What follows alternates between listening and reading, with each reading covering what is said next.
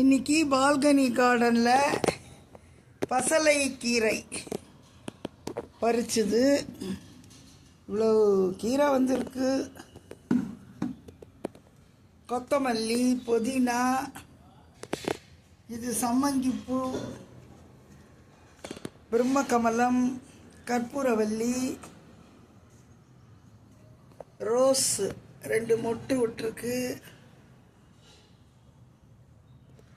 சுள்ளுன்னு வெயில் அடிக்குது. இது எங்கள் தோட்டத்தில் கொல்லையில் பறித்தது. இது ஃப்ரெஷ்ஷு. இது போகாது எங்கள் ஃபேமிலிக்கு, அதனால் ஒன்று ஆர்டர் பண்ணோம்.